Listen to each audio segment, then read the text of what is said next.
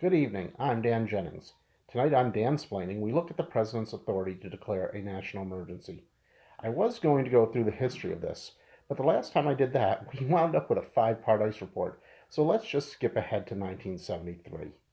With the convening of the 93rd Congress in 1973, the Special Committee on the Termination of the National Emergency was instituted.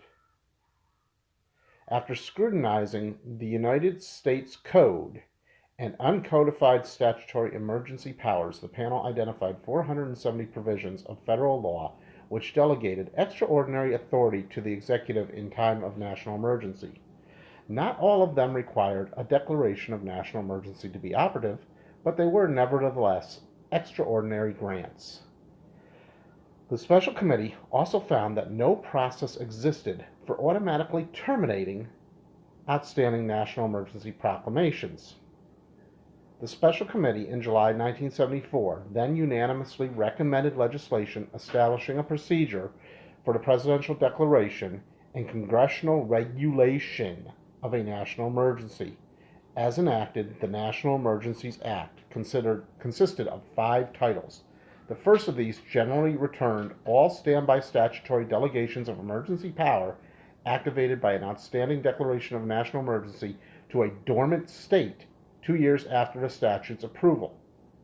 Title II provided a procedure for further declarations of national emergency by the President and prescribed arrangements for their congressional regulation.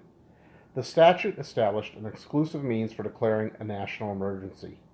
Furthermore, emergency declarations were to terminate automatically after 1 year unless formally continued by the President.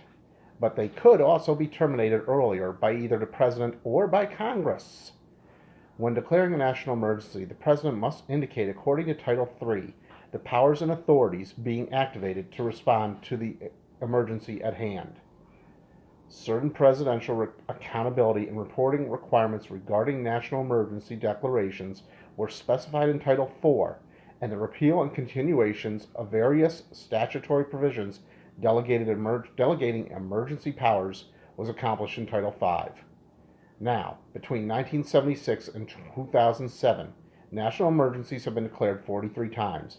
36 were export controls or financial restrictions placed on foreign governments, 6 were related to proliferation of weapons, and 1 was due to 9/11.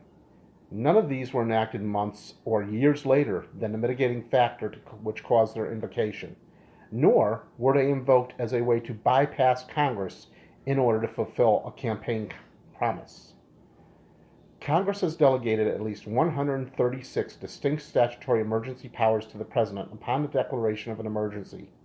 Only 13, however, require a declaration from Congress. The remainder are invoked by an executive declaration with no congressional input. Emergency presidential powers are dramatic and range from suspending all laws regulating chemical and biological weapons, including the ban on human testing, to suspending any Clean Air Act implementation plan, and to authorizing and constructing military construction projects using any existing defense appropriations for such military constructions, which is what he is proposing now. The National Emergencies Act is an act to terminate certain authorities with respect to national emergencies still in effect and to provide for orderly implementation and termination of future national emergencies. Passed into law on September 14, 1976, however, this would also need to be veto-proof, as the Congressional Termination Clause in 1985 was replaced by a joint resolution clause that would require the President's signature. We can only hope that Congress will invoke the National Emergencies Act as a response should President Trump choose to take the path of calling a national emergency to build his wall. However, given the GOP's atrocious behavior during the recent shutdown, the likelihood of their finding anything resembling a spine and standing up to the President is as low as his current approval numbers.